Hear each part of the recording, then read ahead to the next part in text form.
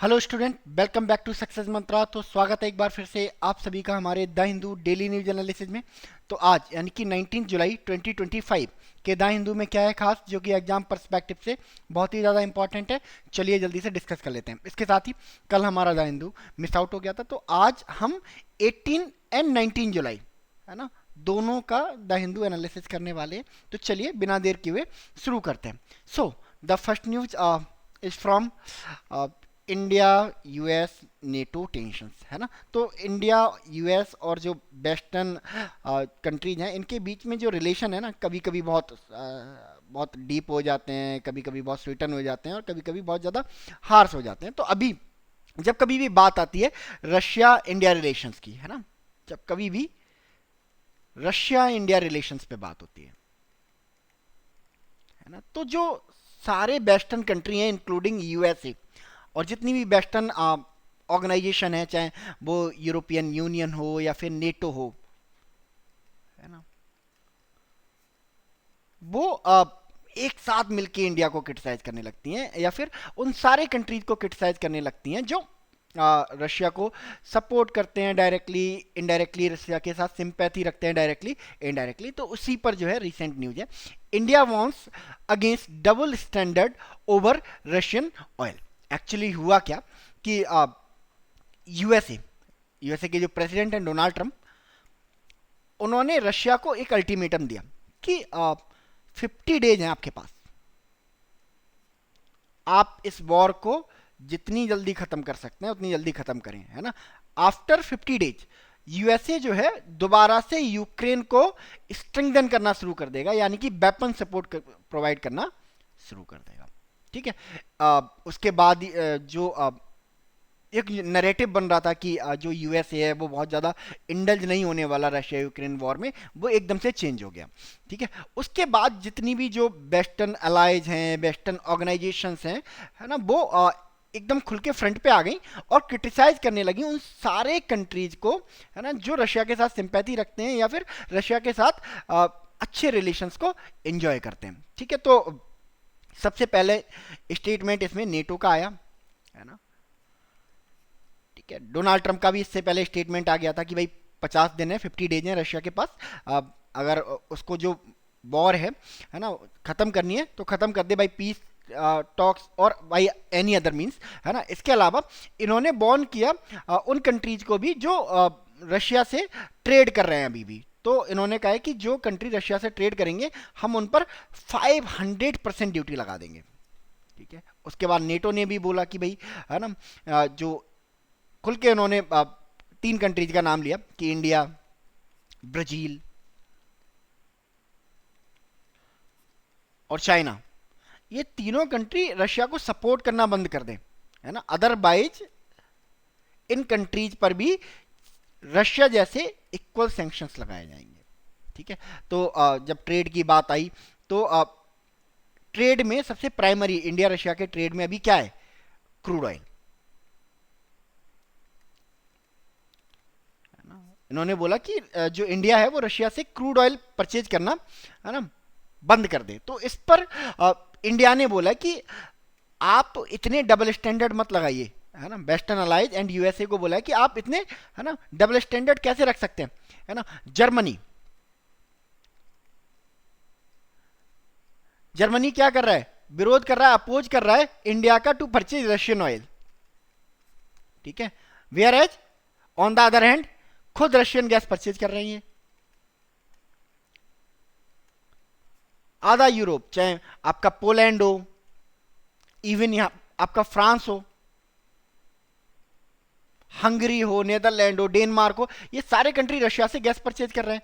और हम क्या परचेज कर रहे हैं, ऑयल परचेज कर रहे हैं, है ना। तो अगर सैंक्शन आपको लगाना ही है, यूएसए को या नेटो कंट्रीज को सैंक्शन लगाना है, तो पहले इन कंट्रीज पर भी सैंक्शन लगाए जो खुद नेटो कंट्रीज हैं, है ना। अदरवाइज दोनों कंट्रीज पर भी, मतलब दोनों ग्रुप पर सैंक्शन लगाने का मतलब कोई फायदा नहीं उठता ना। आप एक साइड पर तो सैंक्शन लगा रहे हो बट दूसरी साइड पे सैंक्शन नहीं लगा रहे हो। तो इसी को लेके बोला है इंडिया ने नेटो को और यूएसए को कि आप इन डबल, अगर आपको सैंक्शन लगाने हैं तो इस तरह के डबल स्टैंडर्ड ना रखें, है ना। सारे कंट्रीज पर लगाएं या फिर किसी पर ना लगाएं। ठीक है। तो ये डिस्प्यूट चल रहा है ना, बिटवीन इंडिया, नेटो, यूएसए, है ना। अभी इंडिया नेटो के बीच में, है ना, काफ़ी मतलब हीटेड आर्ग्यूमेंट स्टार्ट हो गए। जो नेटो हैं, नेटो के जो चीफ है मार्क रूटे, है ना, इन्होंने इंडिया, चाइना, ब्राजील को मतलब लिटरली ऐसे धमकाने की कोशिश की कि मतलब कोई अंडर डेवलप्ड कंट्रीज हैं,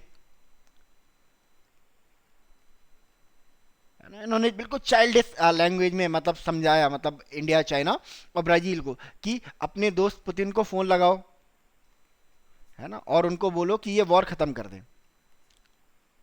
अदरवाइज, है ना, रशिया के साथ साथ आप लोगों को भी हार्ड हिट किया जाएगा। ठीक है, तो इसी को लेके, है ना, अभी दोनों तरफ से क्या चल रहा है, नेटो एक तरफ, नेटो, यूएसए और वेस्टर्न कंट्रीज हैं वर्सेस इंडिया, है ना। देखना कुछ दिनों में इंडिया को इसमें ज्वाइन करेगा, इस कैंपेन में चाइना भी ज्वाइन करेगा और डेफिनेटली ब्राजील भी ज्वाइन करेगा। तो देखते हैं क्या निकल के आता है। चलिए next, US add TRF to the terror list for Pahalgam strike. तो इंडिया को एक मेजर विक्ट्री मिली है एक ग्लोबल प्लेटफॉर्म पे,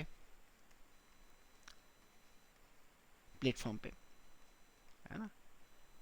USA, United State of America, इन्होंने एक Pakistan based terror outfit TRF, the resistance force को डिक्लेयर कर दिया है F T O, foreign terrorist organisation. ठीक है, तो इंडिया पाकिस्तान दोनों की तरफ से इस ऑर्गेनाइजेशन को लेकर लॉबिंग चल रही थी, है ना। पाकिस्तान कह रहा था कि नहीं, एक टेरर ऑर्गेनाइजेशन नहीं है ना, सोशल ऑर्गेनाइजेशन है ना। तो इंडिया ने बहुत सारे प्रूफ इनको दिए, यूएसए को दिए, है ना, कि दिखाया कि कैसे टीआरएफ ना सिर्फ पहलगाम में टेरर अटैक को एग्जीक्यूट किया, बल्कि खुलेआम इसकी जिम्मेदारी भी ली, रिस्पॉन्सिबिलिटी भी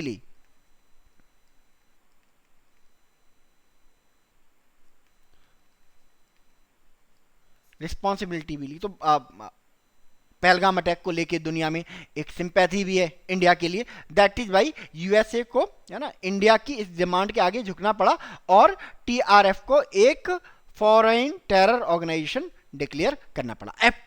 टीआरएफ मतलब एकदम से ये कैसे, एक हमने सुना था अलकायदा, लश्कर ए तैयबा, है ना, हिजबुल मुजाहिदीन, हमने ऐसे टेरर ग्रुप सुने थे, बट ये टीआरएफ एकदम से कहां से आ गई। टीआरएफ लश्कर ए तैयबा का ही एक शैडो आउटफिट है, एक शैडो आउटफिट है ये। ठीक है, ये देखिए, TRF is a terrorist group believe to be proxy of Pakistan based Lashkar e Taiba. ठीक है, form shortly after abrogation of 370 in 2019। ठीक है, तो लश्कर ए तैयबा का इंडियन वर्जन बनाने की कोशिश करी गई थी, है ना, जब एब्रोगेट कर दिया आर्टिकल 370 को तब। ठीक है, इसके अलावा ये जो टेरर ग्रुप है ना, खुद को क्या बोलता है, इंडिजेनियस रेजिस्टेंस ग्रुप। हालांकि इसमें इंडिजेनस जैसा कुछ नहीं है, बोलते हैं कि ये कश्मीरियों का रेजिस्टेंस ग्रुप है जिसमें कश्मीरी हैं, है ना। But Jin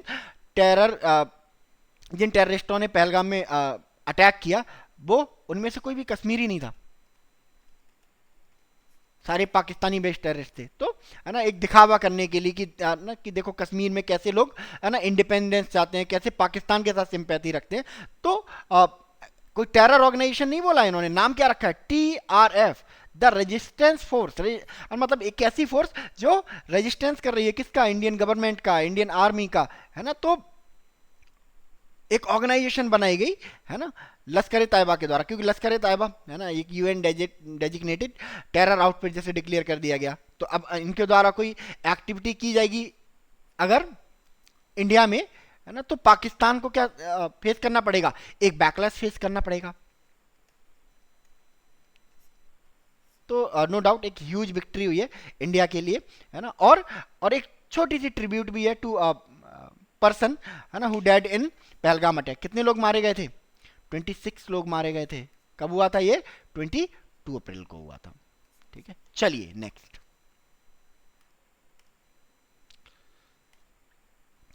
Akash prime successfully tested in Ladakh by army. तो Akash air defence system, air defence system, इसका जो न्यूएस्ट वर्जन आकाश प्राइम, इसको टेस्ट किया इंडियन आर्मी ने, है ना, किसके साथ, डीआरडीओ के साथ मिलके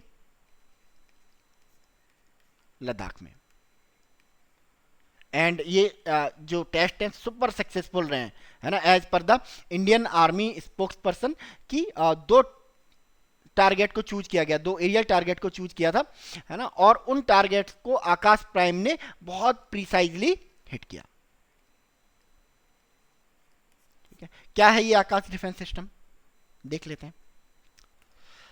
अभी हमने ऑपरेशन सिंदूर के टाइम इसके बारे में काफ़ी सुना है ना, बहुत सारे जो ड्रोन्स हैं शूट डाउन किए, क्या हमने इतना डिस्कस कर लिया ना एक्चुअली S-400 को कि हम आकाश मिसाइल डिफेंस सिस्टम को क्रेडिट देना भूल गए, है ना, बट बहुत सारे ड्रोन, है ना, मतलब 80% ड्रोन जो पाकिस्तान ने इंडिया की तरफ भेजे थे उनको आकाश मिसाइल डिफेंस सिस्टम ने टैकल किया। इसे आकाश 3 मिसाइल डिफेंस सिस्टम भी बोला जाता है। ये एक्चुअली ये एक short range surface to air missile system है to protect vulnerable areas, vulnerable point from air strike. इसको डेवलप किया है डीआरडीओ ने, ठीक है, और मैन्युफैक्चर कौन करता है, भारत डायनामिक्स लिमिटेड।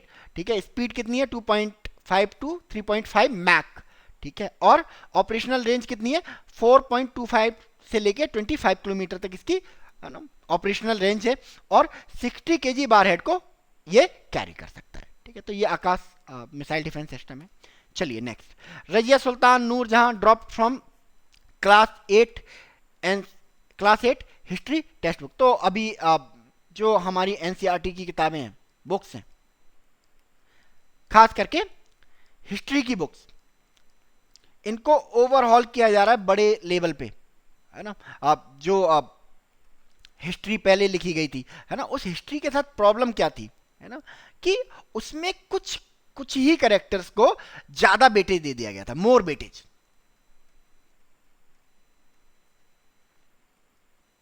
है ना। लाइक अकबर, नो डाउट हमारी हिस्ट्री का एक इंपॉर्टेंट पार्ट है ना, बट अकबर को इतना वेटेज दे दिया गया, है ना, कि महाराणा प्रताप के लिए स्पेस ही नहीं बचा। तो इसी इम्बैलेंस को, है ना, इसी डिसबैलेंस को कवर अप करने की कोशिश की जा रही है in the recent changes in NCERT text book. ठीक है, तो रिव्यू किया जा रहा है, और जो करेक्टर बहुत ज़्यादा ओवरवेट हो गए हैं हिस्ट्री में, है ना, उनको बैलेंस आउट किया जा रहा है उन करेक्टर्स के साथ, उन लोगों के साथ में जिनको हिस्ट्री में क्या कर दिया गया, अंडरवेट कर दिया गया। ठीक है, तो इसी सीरीज में क्लास 8 की टेक्स्ट बुक से रजिया सुल्तान और नूरजहां को ड्रॉप कर दिया गया है ना। ड्रॉप तो बिल्कुल खैर नहीं करना चाहिए, बिकॉज अब ये दोनों कैरेक्टर भी हमारी हिस्ट्री का एक इंपॉर्टेंट पार्ट है। हाँ, जितना इनके बारे में बताया गया है ना, उसको थोड़ा कट शॉर्ट कर सकते हैं हम लोग, बिकॉज, है ना, इनका वेटेज बढ़ाने के चक्कर में बहुत सारे ऐसे कैरेक्टर हैं, है ना, जिनको छोड़ दिया गया, जिन्हें अब इंट्रोड्यूस किया जा रहा है। लाइक बहुत सारे character, Rani Durgavati, queen of Garha kingdom, ठीक है, इसके अलावा बहुत सारी, अब in the chapter of Mughal new text book reference to Rani Durgavati, है ना, the queen of Garha kingdom, one of the Gond kingdom in central India. ठीक है, तो रानी दुर्गावती को बहुत ज्यादा वेटेज दिया गया है, और भी लोगों को, है ना, वेटेज दिया गया। It mention that led her troops fought bravely against Mughal emperor Akbar attempt to attack her kingdom in 1564, है ना, कैसे रानी दुर्गावती ने अपनी किंगडम को प्रोटेक्ट किया, है ना, अगेंस्ट अकबर अटैक। ठीक है, टीपू सुल्तान का कोई मेंशन नहीं है इसमें, है ना। तो मतलब हमें चीज़ों को बिल्कुल ही डिलीट नहीं करना चाहिए, बट हाँ बैलेंस आउट कर सकते हैं। तो देखते हैं किस तरह का जो new version of NCERT history है वो निकल के आता है लोगों के सामने। चलिए नेक्स्ट, यूके की गवर्नमेंट, है ना, UK government plans to reduce age of voting from 16 to 16। तो अभी तक यूके में जो वोटिंग की एज थी 18 ईयर थी, है ना, जिसको घटा के कितना करने की कोशिश चल रही है, 16 ईयर। तो इसके लिए बिल लाया गया है। तो अगर ये बिल पास हो गया तो जापान दुनिया में वन ऑफ द कंट्री हो जाएगा जिसमें वोटिंग की एज कितनी है, 16 साल है। ठीक ठीक है, पहले इनके यहाँ पे 21 साल हुआ करती थी, 21 ईयर्स हुआ करती थी। 1961 में एक अमेंडमेंट किया गया और इसको क्या कर दिया गया, 18 कर दिया गया। अब इसको 16 करने की बात चल रही है इन 2025। ठीक है, हमारे इंडिया में भी चेंजेज हुए हैं, है ना। पहले हमारे यहाँ भी 21 ईयर्स थी, बट 61st कॉन्स्टिट्यूशनल अमेंडमेंट 1988 में जो एक अमेंडमेंट किया गया, 61th अमेंडमेंट किया गया, और हमारी जो वोटिंग एज है उसको घटा के कितना कर दिया गया, 80 ईयर्स कर दिया गया, 18 ईयर्स कर दिया गया। ठीक है, तो अब इंडिया में भी एक डिबेट स्टार्ट हो गई है कि इंडिया में भी क्या जो वोटिंग एज है वो 16 ईयर्स कर देनी चाहिए, है ना। क्योंकि यूके का आर्गुमेंट क्या है कि 16 ईयर्स में हमारे यहाँ तो लोग टैक्स पे करने लगते हैं, है ना, अपनी स्टडी पूरी कर लेते हैं, है ना, रिस्पॉन्सिबल बन जाते हैं। बट सेम चीज़ें हमें इंडिया के पर्सपेक्टिव में देखनी पड़ेगी कि 16 ईयर्स में हमारे यहाँ पे जो टीनेजर्स हैं वो क्या अचीव कर लेते हैं। तो इस पर एक अच्छी खासी डिबेट होने वाली है। तो बाकी आप लोगों का इस बारे में क्या सोचना है वो कमेंट सेक्शन में बता सकते हैं आप लोग मुझे। ठीक है, तो आज के द हिंदू एनालिसिस में हम लोग इतना ही रखते हैं। मिलते हैं कल यानी कि 20 जुलाई के द हिंदू के साथ। तब तक के लिए thank you so much and God bless you all.